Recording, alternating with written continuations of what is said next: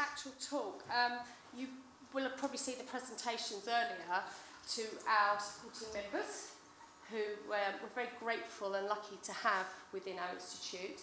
And David was kind of over here preparing when we tried to present ISCEx with their supporting member plaque. So I'm going to do that now. I won't do it as well as Phil, but hey ho. So David, please come and accept with our gratitude this plaque for your supporting membership at ISCEx. Thank you very much. Thank you. Thank you very much. Thank you so much. Thank you. Right, well that's that bit done. I'm going to shut up in a minute, I promise. So we come on to our final presentation for ISCEx 2019, and we're continuing a bit of a theme and a passion amongst our membership to continue learning about networking and audio.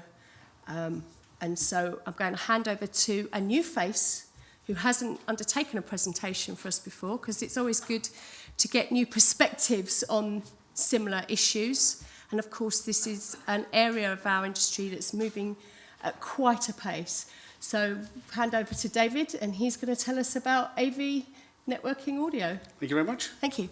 Afternoon, everybody. Right, so just to introduce myself, I'm David Needham from ISCEx Communications, as you already know. And I'm going to talk about the move to network-based audio. Now, the first question for many of you will be, who are ISCEx and why have they suddenly descended on our event? So I'll just give you just a couple of slides on who we are and where we've come from and why we're here at your event. So we are the market leader in network video. Now what this means is actually, when you're talking in ISCEx terms, this is CCTV cameras, to use the common parlance. And we actually invented the CCTV camera that was connected to a network. So basically the network video camera, as we would call it. And as you can see from the figures up there, we have sales of 1.2 billion in 2018. So we're a global company, and we specialize in migrating technologies from the world of analog, as we would see it, to the world of network-connected devices. You may know the company that owns us. So a few years ago, Canon actually bought ISCEx. And the reason they bought ISCEx is they see us as their Internet of Things company. So basically, we take and migrate analog solutions and bring them up to date with network-connected devices. And that's why we have moved into network audio. So this graph shows you two things. Other than me showing off that the sales have increased at ISCEx, it also shows you the typical adoption curve that we see in IP industries. So if you look at network video, then you can see that it is now, the majority of the market is now moving, or has moved, to IP or network-based solutions. Now, if we look at the audio industry, then we're a little bit behind the curve on that. So we're probably down here at the bottom of the curve at the moment. So the majority of the systems are actually passive. They haven't got a connection to the network. But we know this will increase over the coming years. And this is because of the Internet of Things phenomenon. So I'll just spend maybe 5 minutes talking about the Internet of Things and how this is affecting us as people, and actually how it will affect your industry going forward. So what is the Internet of Things? Well, the place where you've all touched it, probably the quickest, will actually have been at home. So if you've got Sky TV, it's probably got a network connection, or if you've got a Virgin Media box, it's got a network connection. And what we're now seeing is that actually the television itself is connected directly to a network. So this is a trend that is affecting us in our own homes. Not only there, probably many of you have got one of these Ring doorbells at home. It's fantastic, it's brilliant. I love it. I can be overseas, somebody can try and deliver a parcel at home, and I can speak to them, tell them where to put it, and keep an eye on them. Is it the cheapest doorbell in the world? Absolutely not, but actually it's worth the cost that you pay for it. It gives you that additional functionality. Again, being a technical, nerdy person, then I also have the Hive Thermostat as well. So it gives me the ability to adjust the temperature in my office on a day-by-day basis. Am I there? Am I not there? And also it turns itself on as soon as I get home. So it's a very clever piece of equipment. And so you're seeing all of these devices, such as intrusion, automation, the ability to turn a lamp on and off from your mobile phone, is affecting us all in our own lives at home. So if you look at the typical domestic Internet of Things setup, some of you will have all of these, and some of you may have some of them, but it is now affecting us in our own private lives at home. Now let me take you back to 2003. So if we looked at a typical site, so if we take a look at a hospital or a high school or somewhere like that, a commercial building, all of them will have most of these individual business solutions. So if you look at your CCTV in 2003, you would contact your security company. They would come along, screw the cameras to the wall, have the dedicated wiring, the dedicated power supplies, and connect it to a dedicated box that was doing all of the recording. And then they would leave site and disappear. Then maybe later on you'd say, actually, I want a door entry unit. So when somebody rings the doorbell on the front of the office, the receptionist can see the camera, she can pick it up and look at it. But again, this involves dedicated wiring, maybe another company. The same thing with access control. If you look at the access control world, which is another world that is migrating to the network-based solution, they're getting more and more clever with the solutions that they have. So by access control, I'm on about the passes that you have around your neck. You'll present it and get access to a building. The problem with that is that you can take these off and give them to somebody else. So this world is also migrating to what we would call digital credentials. So your mobile phone lets you in and out of the building. So you never forget your mobile phone, and if you do, you turn around and you go back home most of the time. So again, it's a very secure way of actually doing it. So all of these different industries are actually now moving to the world of networking. And this is what is going to propel the audio industry to have network-connected devices. So if you look at the solutions we provide at ISCEx, we have the network door controller, which sits above the door. So when you come along and provide your credential, it opens the maglock or something like that. We then have the audio speakers. Again, this is why I'm here today, that these speakers connect directly to the network. They have a network connection on the back of the speaker. You plug it in, and it connects to the network, which powers it straight away. We then obviously have the security cameras, as I've mentioned. And once we go into this world of connecting everything to a network, what this means is that we can then get cause and effect. So if you look at the network security camera, you will often see our cameras in the likes of Boots and the Co-op, where they're actually used for video surveillance. But we can also use it in conjunction with a speaker. So the camera can have a queue monitoring application built inside it. When it counts 6 people in the queue, it can automatically tell the speaker to ask for another checkout to be opened. So that frustration that you have when you go to the supermarket and there's a queue a mile long and there's the poor girl asking for backup, that becomes automated. It becomes very quick and very fast. And then you can zone that, so maybe it's the speaker in the back of house that is triggered to ask for more assistance at the checkout. So the benefit of connecting all of these things to the network means that you get this cause and effect. And it is the end users that are understanding this. So typically in education and in retail, they'll have all of their systems connected to a network.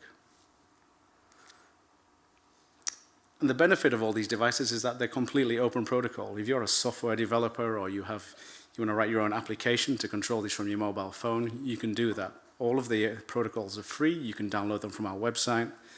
And this then means that you're not being penalized for using a network-based device. So just to bring this little mini section to an end, this is what will happen, or this is what is happening now in this world of Internet of Things. People will put a network in, and maybe you'll put audio and CCTV on your network initially on day one, but later on it's very easy to add all of the other business functions to your building because you have the infrastructure in place. You're not needing to put in dedicated wiring and dedicated installation time for all of these systems. As soon as you have the network in, it's then a local question of wiring it into the nearest network point. Open protocols mean flexible solutions. It sounds like a bit of a gimmick, but what this means is that you can do whatever you want with it. You're not fixed. If you buy an ISCEx speaker on day one and that system expands up to 1,000 speakers, it's still the same device at the end of it. You will never run out of functionality in that speaker. With it being a network-connected device, you can start with one speaker and expand and expand and expand as far as you need to go. And then basically, in a nutshell, everything that is connected to the network will get its power from the network. So power over Ethernet is something that probably many of you know, but when you connect a device into the network, the Ethernet switch at the other end of that cable can actually inject power down the cable. So your installation is a single cable into a single device on the back of the unit. So I'll quickly talk about where ISCEx are, just to let you know where we are as a business. So obviously I've mentioned earlier on that we've made probably the majority of our sales over time in the security industry, but we've now moved into what we would call the business for audio sector. And this is typically retail, it can be restaurants, it can be healthcare, and it can be many other areas that you've got out there. Anywhere that they've got a network or anywhere where great distances are a problem. So I'll just quickly put these up on here. These are the different devices that ISCEx have, and these are going to continue to expand over the next few years as we innovate and bring out new devices. There are 3 speakers on there. There's the speaker horn that you're all familiar with that you'll see on security applications. There's a cabinet speaker, and then there's a ceiling speaker. But we also make these little black boxes, and it's these little black boxes that will give you the ability to migrate an existing passive solution across to a network-based solution. So I'll quickly go through these different solutions on here. So just to narrow it down and keep it simple, we have network speakers. This is what we would call a pure IP device. On the back of it, there is a network connection, like you've got on the back of your PC. You simply connect that into the speaker, and it's powered and it's connected, and it's ready to go. The thing about IP speakers is that they're an entire solution in one. So there is no need for an amplifier, an equalizer, or anything else. That is your entire solution in the box and ready to go. So when we look at a speaker, you can see that you get various different benefits. You get the ability to schedule inside it. So you can browse into the speaker just using a web browser. You can set up the scheduling. So maybe during Monday to Friday, 9 p.m. till 6 p.m. it's playing a music, and then maybe at 7 o'clock you can make a scheduled announcement that the store is open, the store is closed, it's time to go home, whatever it may be. And it also gives you the ability to have central control. So if we look at many of the retailers that we deal with, their analog audio solutions are actually all controlled locally. They have no central control and that they have over the system. With moving to network-based audio, you could sit at your desk here in Coventry, and you could see every device connected to your system. You have the flexibility, you have the control to turn devices off, turn the volume up, turn it down, or whatever you want to do to it. It's also scalable. So as I mentioned a few moments ago, you can start with a single speaker and expand it up to tens of thousands of speakers. It's always going to be the same hardware. It's easy to integrate. So again, as I mentioned a few slides ago, we can make this now work with other solutions on the system, whether it's video, whether it's access control, or whether it's just a simple contact. You obviously save space in the rack. As somebody who's relatively new to the audio industry, I was always surprised by the amount of equipment you needed for the amplifiers and equalizers and things like that as well. In the world of network audio, all you ever have is an Ethernet switch. So if you're not using the existing switch and you're putting your own in, all you may need is 1 or 2 U for an Ethernet switch. There is no need for any other equipment in the rack. And again, you've got complete health monitoring. Something that we have inside all of our speakers is an inbuilt microphone. And the way we use this is that you can actually play a test tone. So again, you could be sat here, the speaker's in hull, you can play a test tone. It listens back to itself, and it lets you know that that speaker is connected and is functional. So you then have complete control over all of the devices on your network. If we look at the network amplifier, this is a very clever little tool. So it gives you all of the same benefits as the network speakers, but if you prefer to use, say, a Bose speaker or something, a particular shape or style of speaker that we don't make, then what you can do is use the network amplifier, and this will actually power passive speakers, or it can power existing speakers that are already there. So this is a great tool for migrating from the passive analog speaker world and control across to network-based control. And then finally, we have the little audio bridge here. And this gives you the ability to actually work with your existing infrastructure entirely and just use this as an input. So with the little audio bridge there, we can actually use this to stream background music into your system and just use it as an input. And again, it gives you the ability to have all of that different scheduling of announcements and things like that just from a $200 box. So I've gone through that fairly quickly. So what I thought I'd do is a picture is 1,000 words. So here we've got Coventry High School, say. And I'll go through the 3 different options you've got for migrating or for using network audio. So in this solution here, they've got an existing network and they want to go all IP across the entire site. What they then do is then put the network speakers in the classrooms as you would do normally. You design it exactly as you would do normally from an audio point of view, and then they all connect to the network. Now, one of the most common misconceptions that I hear is that people expect you to be wiring all of these speakers all the way back to that rack. And obviously, as audio engineers, you're familiar with a 100-volt looping through system. That isn't actually the case. In a 3-story building, there'd normally be an Ethernet switch maybe on 2 or 3 points along that corridor. So again, your local wiring is actually maybe 5 meters, 10 meters, 20 meters. It's not actually that far. So again, this is something that we need to bear in mind when we're designing network solutions. It's not about a single cable going all the way back to the rack every single time. In most applications, particularly in education, the network is there. They've got a super fast gigabit network, and they'll be more than happy for you to connect the devices to their network. So again, this then comes into play that we can actually save cost. If you're working in education, you can often only install devices during the school holidays. Doing it in this way, you can do it in one classroom at a time, and it's very scalable. So we're seeing this as a real benefit. Okay, the next scenario. So we're going to use the audio amplifier. So we're going to use a traditional passive speaker. And then, like I said before, it may be because of the style or the shape or the color or whatever it may be, you want to use passive speakers. So again, you design it as normal. And then once you've done that, you put a network amplifier in each different location where you want to group the speakers together. And again, that then connects as normal to the network, and the speakers are looped through and connected directly into the back of the network amplifier. Okay, so all of the wiring is again local. There is no wiring going all the way back to an Ethernet switch in most cases. The question that the audio engineers in the audience will ask is, how many speakers can you power off the back of a network amplifier? Using standard PoE, it's typically 4, because you get about 6 watts out. And if you use PoE Plus, then you can actually get about 15 watts out. So it depends on the actual speaker that you're using. And again, as audio engineers, you just use your normal knowledge to actually make that calculation.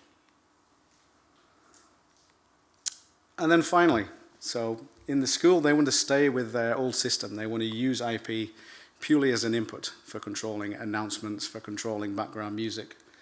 So we have your traditional system, everything wired back to the rack. And then what we do is put the audio bridge simply as an input into the system as well. So if this system was not controlled centrally, we can now sit in this room and actually control things such as the scheduling and background music that are going on in that school. And again, that box is maybe $200 MSRP. So it's a very cost-effective solution. And we're seeing more and more people using that little black box as the first step to network migration. So I've been telling you that this is all great and this is the way that the industry is going, so I thought I'd just evidence this with a few case studies from the real world and cases that we've actually had. So I'm sure many of you in the room have been to Chester Zoo, so this was an existing customer of ISCEx on the network video side, on the CCTV side. And the application they had is that they wanted to make announcements to the car park. So as people were approaching the building, give them direction for health and safety reasons and things like that as well. And this saved them money. If they'd had to install a new solution going from the security control room, it would have cost them a lot more money. But because they had the network in place, the infrastructure across the entire site, it was very, very simple for us to actually just simply add the speaker horns for these announcements. Then let's go to New Zealand. So again, this is an education example, and this is a really fun example from our point of view, is that Tim, the deputy principal, really embraced the functionality that you get with network video. He's recording different WAV files. So instead of having a bell ringing, he could make a cow moo or whatever it may be for the school at the end of the day. And obviously you can then stream the background music into the different sites. So it was a really great example as to sort of using the flexibility. People will pay more for network audio because it gives you more, gives you greater control and greater flexibility. Then if we go to Norway, so this is another case that we had. This company here were actually using background music in their stores, but they were using a PC, believe it or not, to actually stream the music. And funnily enough, it didn't work very well. So what they used is their little network bridge, the audio bridge, to actually then stream that from their own music station.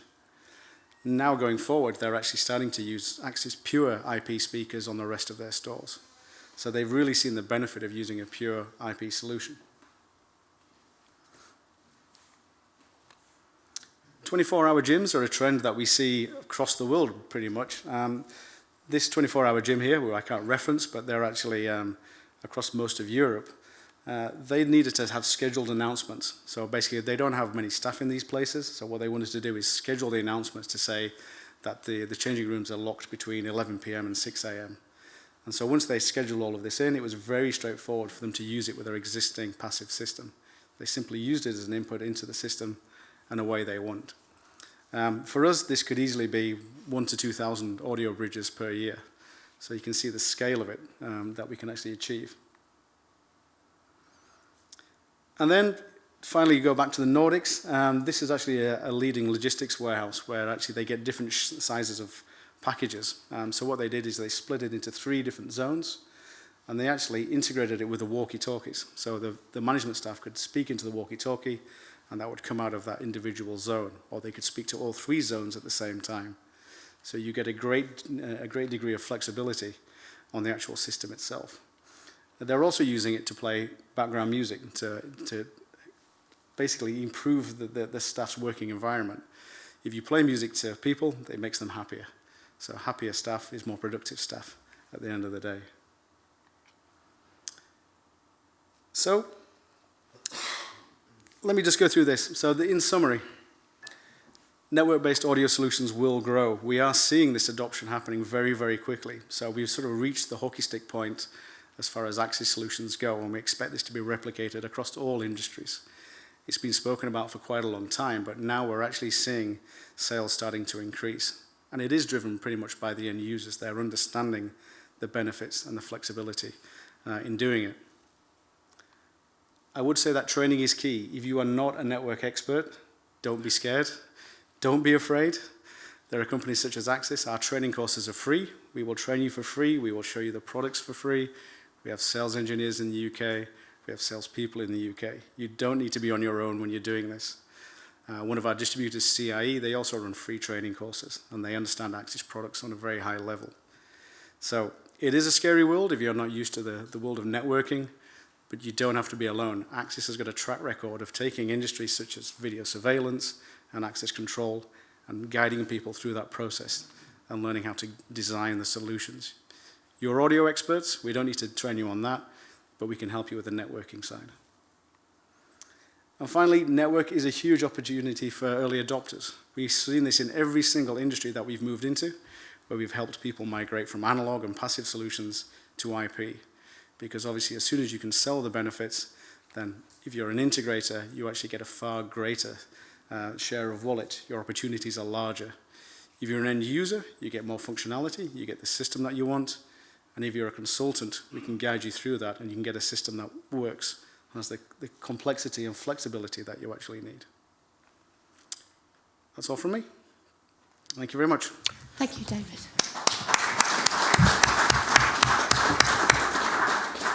That was from a different perspective that we've had before, so that was most interesting. Does anybody have any questions that we'd like to ask about anything that we've heard? In the systems you're talking about, with regards to the protocol you're using, are you able to share the running data traffic, or is it just all? Yep. So if you're an IT manager, so this is the person you're most likely to be speaking to, it's just another network device. So it doesn't have to be on its own bespoke network.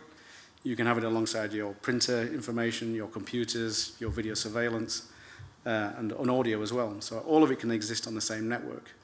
As we get to more enterprise level solutions, they sometimes create what we call a VPN. So it's a virtual private network. It gives you your own little tunnel, virtual tunnel inside that network.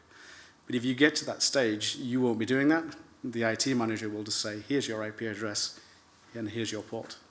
So it's, again, it's the education piece. It's a great question. Yeah, everything can exist. Everything is data at the end of the day on the network, whether it's video, audio, or anything else.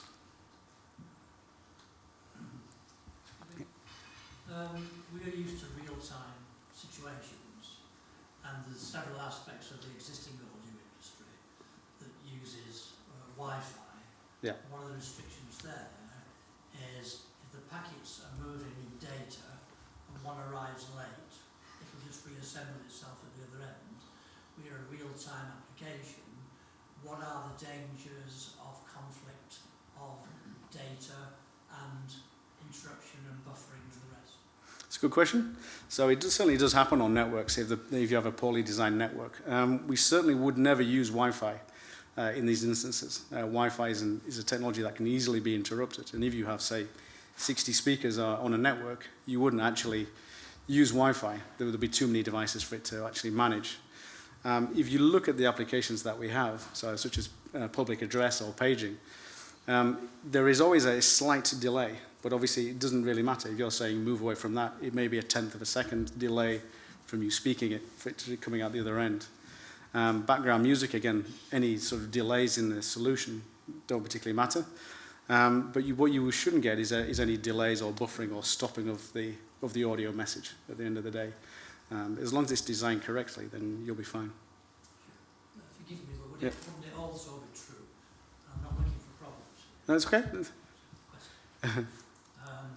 Wouldn't it also be true that if everything relies on the network, given that a lot of us are involved in evacuation alarm systems, that the fear of the network going down as it can, wouldn't Yep. you take the data network out, but if it's voice over IP, you would take the telephone network out, and wouldn't it also take out the communication system? Well, the systems that we're providing are not voice evacuation systems. So that obviously has its own set of protocols and things like that as well. You will find that actually the systems these days have redundancy inside them. So if you go back, say, 10 or 15 years ago, you could get many problems with bottlenecking and things such as that. The taking down of networks by one device these days is actually very rare because they're actually coming on far, far greater stability inside Ethernet switches. So again, it's a great question and it's a valid question because in the past that has happened where something hasn't worked correctly because of the network. But what we're finding these days is that actually they're far more robust because the Internet of Things is now it's a mature technology. It's not a new technology, so a lot of those gripes and issues that we've had in the past were an issue, but now the actual bandwidth available is far greater. So in a school, for example, you'll have a gigabit network. If you go back 20 years ago, you may have had a 10 meg network, and you put one camera on it or one device, and the whole thing could fall down. So the additional capacity and overhead that are designed give you that sort of reliability.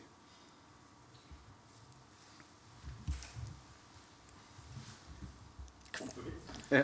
Kind of following on from that, Yeah. on the pro audio side, we often see the primary and secondary network ports on devices.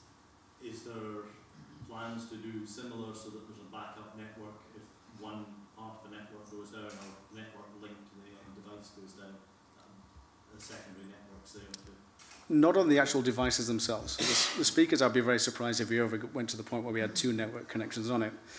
The redundancy is normally within the network itself. So you get a ring topology or you get the resilience in that point as well. But I wouldn't expect that to happen on the actual devices themselves. You may lose the single device if something goes wrong. Yeah, I wouldn't expect that to happen, to be honest. Network design. Yes, network design is always the key way. Yeah. And again, obviously, going back to maybe your point earlier on, is that actually having uninterruptible power supplies for the Ethernet switches mean that even if you get a power failure, the network is always up and running. And if you're attaching more and more devices to the network, it makes more and more sense to have that backup on the power supply as well. And again, this is becoming commonplace. This isn't a new technology. If somebody is designing a network for a university or something like that, they will have UPS power supplies in place in case there is a power failure. Just a simple question, what's a typical end-to-end latency? It's 1/10 of a second or something like that as well. So it depends. Is the other answer as well. But it's typically very low. It's not really live sound or sound reinforcement, more kind of Yeah. So strat building or something like that, but not voice over. no. So like I said, what we're not talking here is sort of Dante systems for music arenas. That isn't what I've been talking about. It's been mainly those systems with streaming of music, paging, and scheduling of announcements. It's pretty much. Okay, any last question? Or we're going to let David off the hook? We're going to let you off the hook. David, thank you so much for giving us your time and expertise today. Thank you.